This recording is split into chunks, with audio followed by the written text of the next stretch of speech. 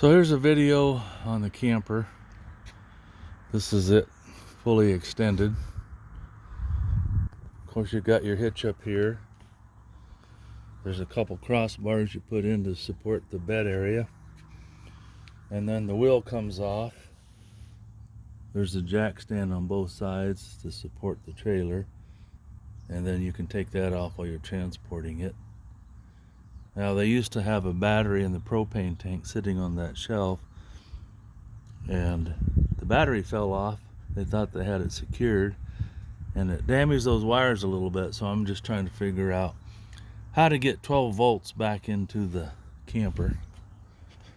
But it's 14 feet long when it's folded down, and it's 23 feet long when it's up.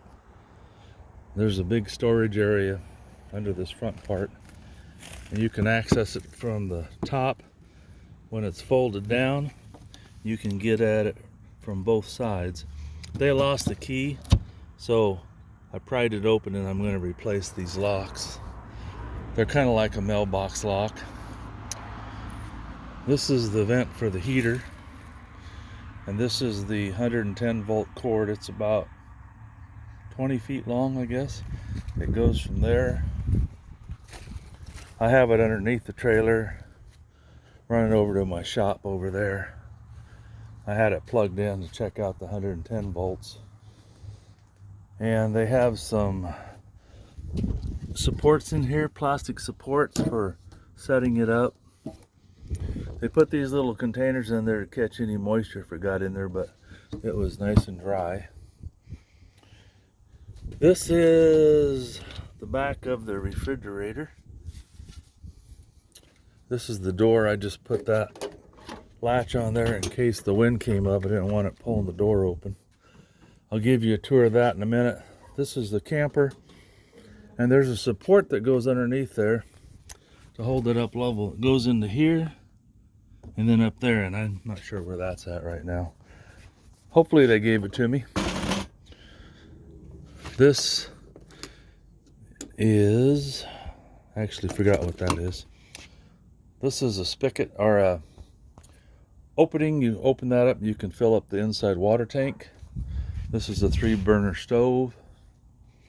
There's a 110 volt outlet there. That's your crank handle. I was gonna open this up to see if they have something stored in there, but it's got a lid on both ends. This is another one of the support brackets. There's the spare tire. I checked the lights out today and they worked. And then the other bed. It's in pretty good shape. It's 20-some years old, but canvas is in pretty good shape. And then you can drop from the inside, drop those down for ventilation, and open them, close them all the way around. And you can hook up garden hose here. I'm assuming that's to fill up the tank. I haven't opened this one yet. I forgot what it was, and I don't have the key to that either. I'm guessing a person could have it all set up in about 30 minutes. It'd be easier with 2 people. I did it by myself. And, well, let's go inside. I'll give you a quick tour of that. Now, it seems to have settled a little bit. This isn't latching. It's got a little door latch here, but there might be an adjustment there I can do to make that work, because it just clicks on here. Now when you move it, this bottom half of the door closes, but the top half of the door folds up into the ceiling up there. There's a couple brackets. This is the trailer harness, and I did a resistance test on it, and it's working from one end to the other, and I have a little wiring diagram of which one goes to what.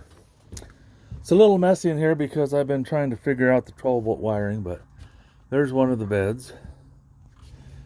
This is the refrigerator. And I haven't cleaned it. I'm going to come in here and clean everything real good. There's your refrigerator. I'm assuming that's the, let's see, hydro flame. That might be the thermostat for the stove, I guess. More storage there. Another outlet. This table is portable. You can take it outside and set it up, use it in here. And then when you fold it up, it sets down in the bottom here. These cushions go out, and that's a bed that would hold a couple kids. And then this table, I can't find the base for it and the leg, but it's got to be around here someplace. Hopefully they gave it to me when I bought it last year. That table goes down into here, and then all these cushions go down. So you could have 2 adults sleeping here, and then a couple more adults up there. So realistically, you could have 1, 2, 3, 4, 5, 6 adults, a couple kids, or a whole bunch of kids, depending on how they get along. That's the water tank, holds your water, and evidently, well, it might be that garden hose hookup just goes right to the sink. And then there's that outside valve for filling this water tank up. There was a 12-volt pump down here, but I think it was broken. I'm trying to get the wiring to work so I can get another pump.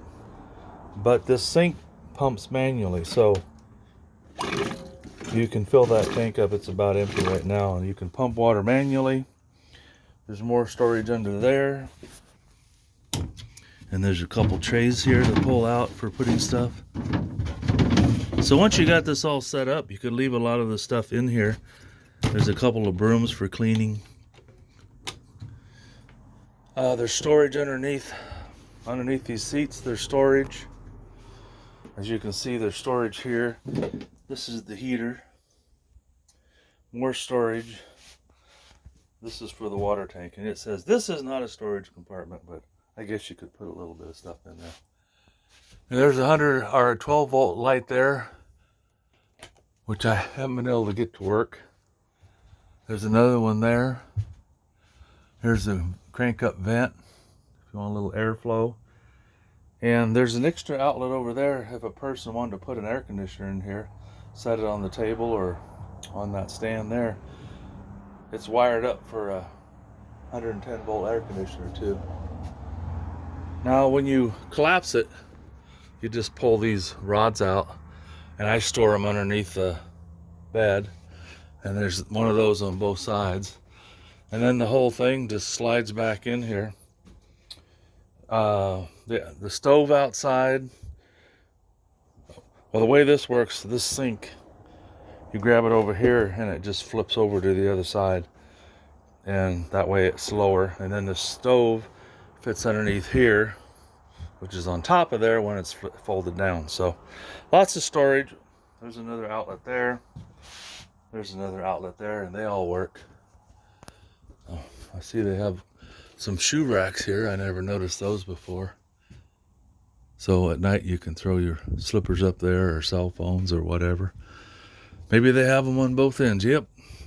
I bought this last year just because the people wanted to get rid of it. They just got another one and they didn't have room for it. And so my wife prefers a driving camper, motorhome. So that's another story. But there's a little tear, as you can see, the blue up there in the canvas. But the rest of it is in real good shape. Like I said, it's 25 years old, so it's not perfect, but it's pretty nice. It was taken care of, not abused. And I am going to get out here and a rag and soap and water and clean the bottom of this out. It's just from water and dust. Wipe it all out. Wipe that out. And then it'll be ready to go. What else can I show you in here? It's got this little thing here, but I couldn't quite figure out what it is. Maybe it's for hanging clothes or something. Put a hanger on there. I just don't know.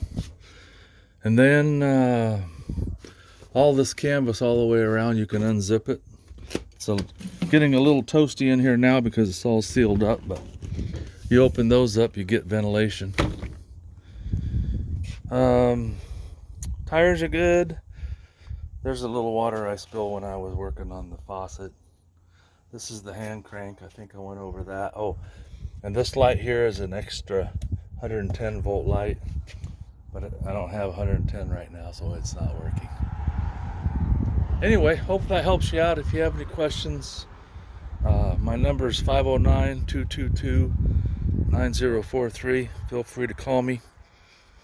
I think somebody get a lot of use out of this for several years.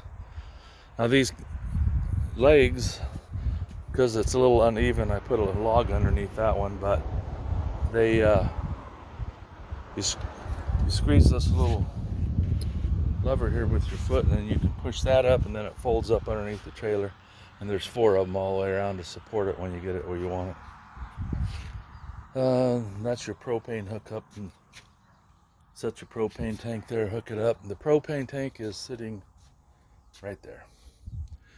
All right, well, if you have any questions, let me know. Thanks for watching.